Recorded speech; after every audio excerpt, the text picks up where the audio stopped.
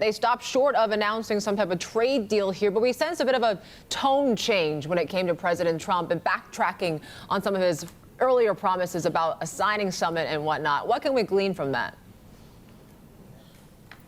Yeah, and I think people across Asia woke up this morning worried that there had been some massive backtrack in the U.S.-China trade talks. I don't think that's the case at all, and I think that the subsequent comments that came out from China really illustrate that point. There has been movement toward a trade deal.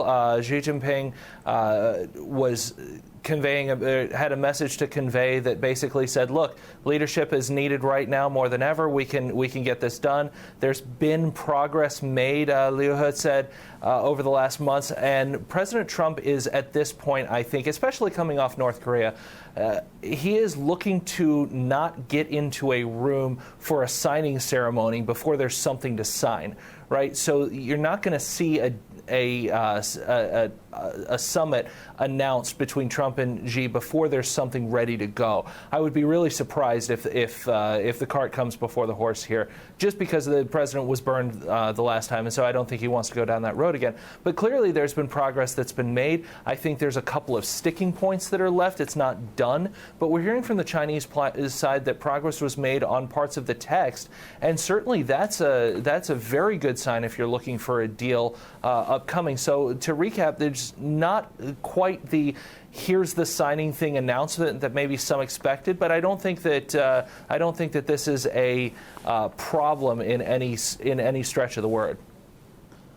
Derek, you mentioned some sticking points. What would those be at this point in time? Well, I think implementation is always the number one sticking point that you have to look at. The U.S. is not convinced that China is going to live up to any deal that they might sign. And so the question about verification, the question about when the implementation would have to be done by, we've been hearing things like 2025 for some full rollouts and things. I think that's one of the things that you have to look at. The U.S. is also talking about a lot of structural things, and those are a little bit complicated. Things like pharmaceuticals, things like patent infringement, things like just rampant fraud that the U.S. thinks that China has throughout large segments of its economy. I mean, it sounds harsh, but that's really kind of the U.S. view of a lot of these things. And so this is there's a lot of stuff that sounds like it's really easy, but then you have to put it into these terms that can be signed and then can be enforced, and that's a little bit harder than it might seem.